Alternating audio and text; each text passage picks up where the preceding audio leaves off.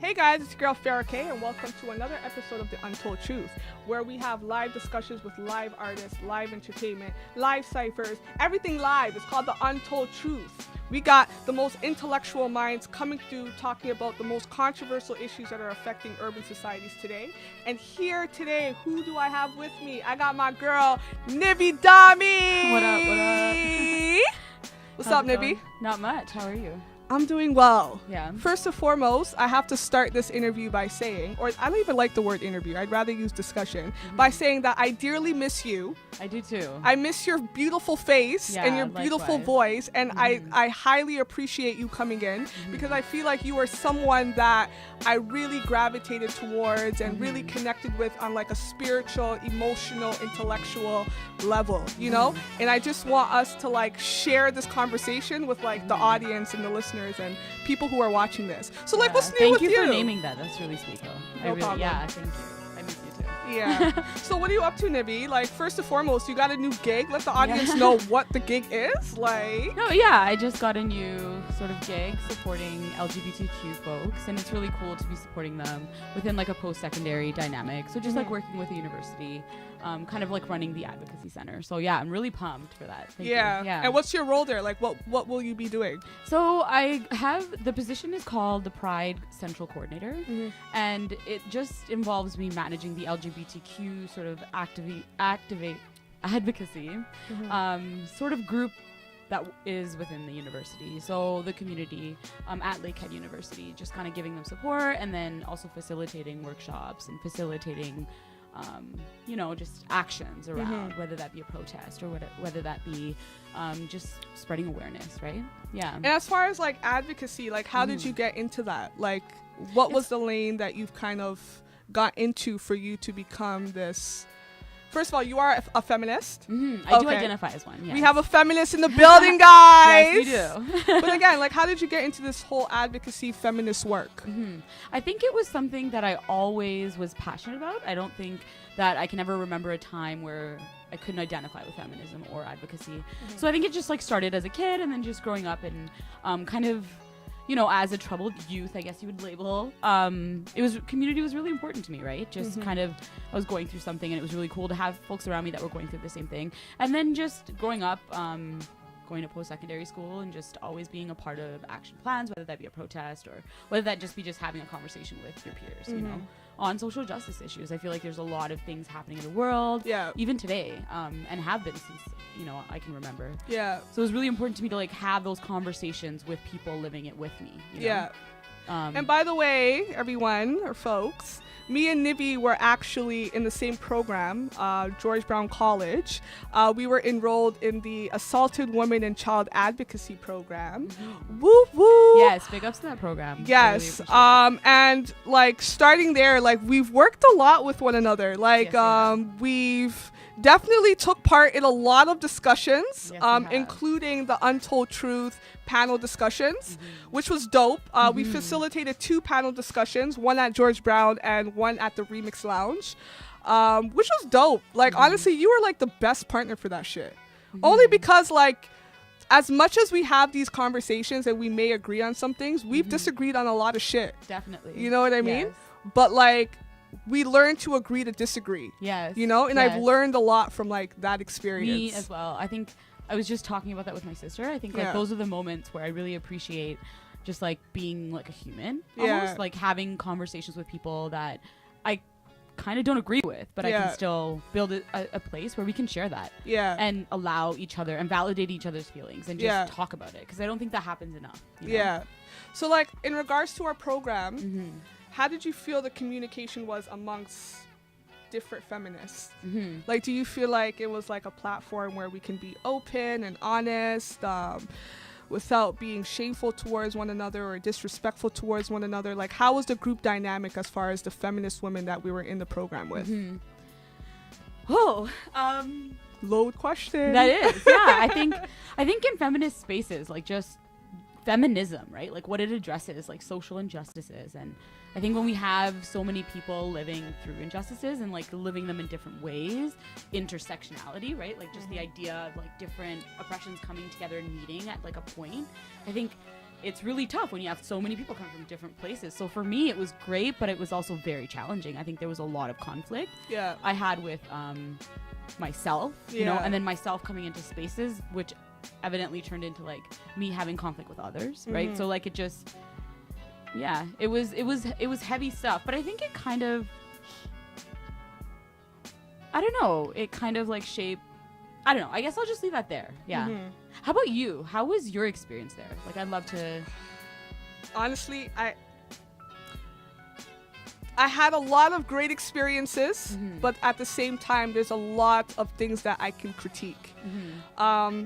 The women in our program were like amazing. Like, we're talking women from all different kinds, different backgrounds, different ethnicity, different class, different genders. And honestly, before this whole feminism group or this whole feminism program that I came about, like, honestly, I knew nothing about gender roles. Yeah. You know, and that's honestly one thing I can say that I took from the program, because it really opened my mind as far as how people identify. You know, where I'm from, people only identify with either he or she or him and her, you know? But going into this program, like, I've met people who, to me, I thought were women, but identify as a they and a them.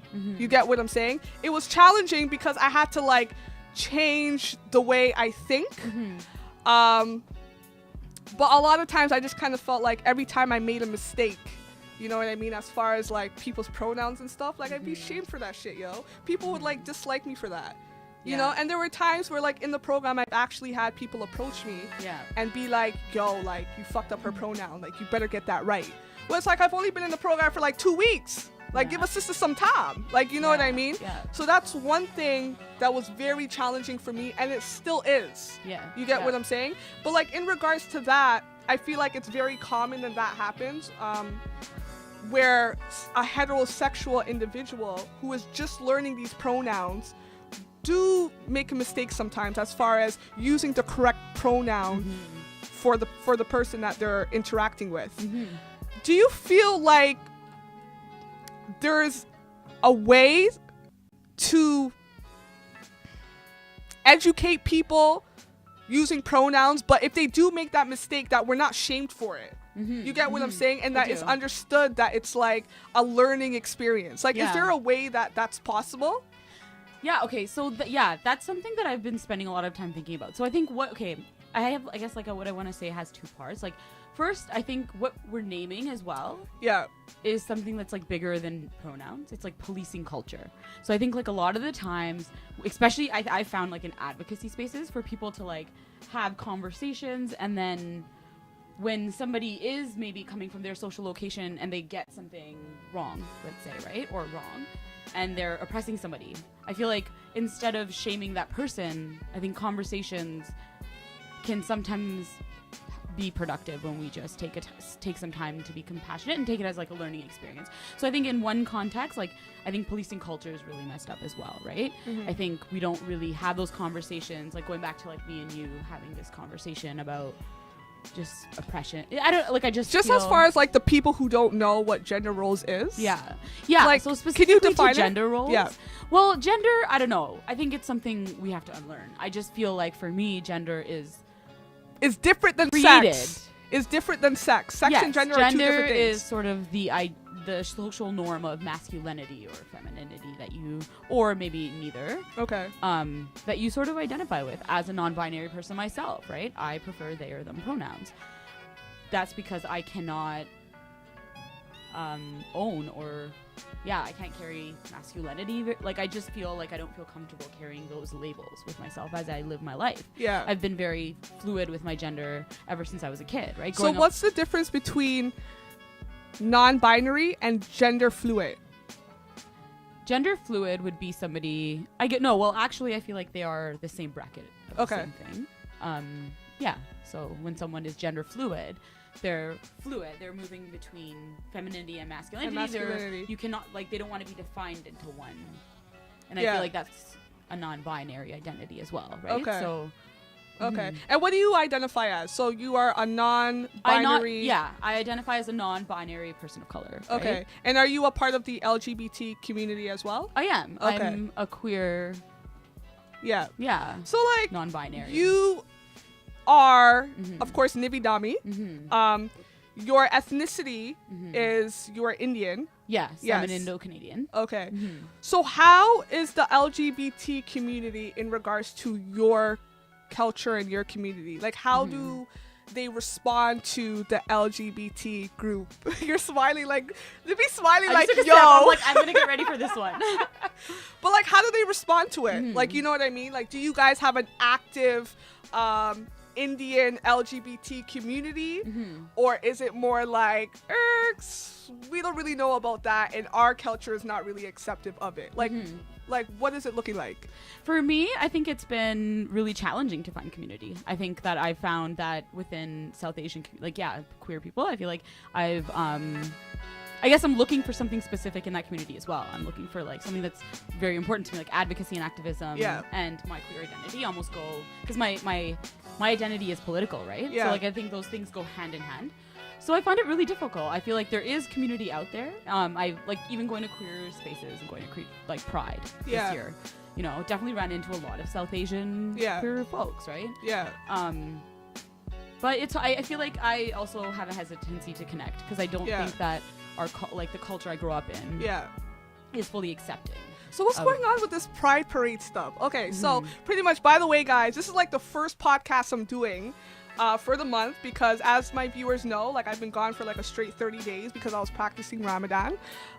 So I've kind of been in my house just working and things, but watching the news and seeing all these things that are taking place. And one of the controversial things that are taking place is Toronto is Black Lives Matter Toronto and Pride Parade. So what's going on with that? Like, so they came to the parade. They were protesting, of course. But what were they protesting? From what I know, they wanted more recognition for Black LGBT folks, right? So what was it all about? Please elaborate more, because I would love to know this. I feel like it's been spun around in a really weird way. Like what you just said. So like, no, I don't think that they were there saying, hey, we want, like, these are completely black issues. I think what they speak to is a larger issue within like the LGBTQ community. I think it speaks to racism, and I think it speaks to a level of racism that has been practiced in Toronto LGBTQ communities for a long time. So I think I feel like the media's had a really, a field day sort of spinning this around. But I think, so we can't talk about what happened at Pride without talking about oppression, without talking about police brutality, without talking about the identity of queer black folks. And I feel like in saying that, so Black Lives Matter sort of came into Toronto and came to as an honorary guest to Pride Toronto. I think bringing issues of oppression from like people of color, right? Queer people of color. Like one of their pieces in their mandate was to reinstate the South Asian stage. So this is not, I feel like, this is speaking to a larger sort of layer of oppression that exists with not only like every like heteronormative societies, but like also within the queer community. So I think they kind of, I feel really as a person of color, like I was so like happy and thankful and grateful to this like body of political like that like stood up for me. So I just think that it sucks that there, I don't know, wasn't more support for that, or like the media had I don't think it was. I don't know, Nivie. So pretty much like, okay, everybody knows I'm on the fence with Black Lives Matter. Everybody knows that. It's not a secret. Again, I agree with the message. The style of protesting, I'm not for. Absolutely not. But why not? Like, why is it inconvenient for people to wait 30 minutes? Why is that an inconvenience for people to listen to queer black realities? Like, why are people so caught up on like why was it a big deal? Like, what is like? Well, in regards to Pride, I can't speak amongst that. I'm just generally speaking as far as their style of protest. I was reading this article, and I don't know why it pissed me the fuck off. You know what I mean? So pretty much at Pride, Black Lives Matter, they had a booth. You get what I'm saying? A white lady approached the booth and was like, hey, like your movement, I really support this movement. Like you guys really need to do this. Like I'm so proud of you guys. You know what I mean? Yeah, I want to purchase a Black Lives Matter t-shirt. Yeah. And I also want to donate to the organization. Yeah. So you know what the hell this white lady was told? Yeah. She was told Go you away. cannot purchase this Black Lives Matter t-shirt. But she should be. And that you should go away, but that's your right. donations are more than welcome. But that's justified. This is not the space. So like I get what you're saying. There's this level of like exclusion and uncomfortableness, but like that's not the point. The point is that these t-shirts were saved for folks at the parade that are Black, that want to support this movement, because this is the time for their space, right? Like, so like, why do I come in with my fucking privilege and expect to be given something that I have been in, you know, a way given from society anyway? Like I carry privilege with my South Asian skin too. So like for me to go and be offended when someone doesn't. So the give me only a people t-shirt, who can rock Black Lives Matter t-shirts and the only people who No, could be supporting these the only movements ones are that they people were from giving at the marginalized groups. parade. So this was like specifically one, because I've been to I went to Take Back the Night and they were giving t-shirts away, right? They were selling and all of the proceeds went to the movement. But that was the space for that. But like this But pride, this is a this space pride, with pride is multicultural people. But pride is political. It always has been. So like that's that political stance to it, right? Let's talk about, and then so like let's talk about why. Let's talk about the privilege. Let's talk about white privilege. So I think when this person was offended, I was like, shut up. Like you're missing the point, because there's a reason why that. If I can't even lie though, if they had said to her that you cannot receive the shirt nor can you donate, understand. Not that I'm justifying it, Okay. but I just don't understand why you have to take the girl's money but refuse her a shirt if she's supportive of the movement. I think if someone doesn't get it though, then like they really need to go back and revisit and check their allyship. I think they need to revisit the idea of allyship. But what and they really allyship need is? to go But what and, like, allyship is there if it's not inclusive to other folks? It is inclusive to me, but that's not the space for me. This day for Pride, they had a certain amount of shirts, and those shirts were dedicated to Black Black folks. folks. Yeah. Like they want, you know, so like Pride is huge, dude. Yes, it is. So like I just think in that moment, no, it wasn't my place to ask for a fucking t-shirt. Excuse my language.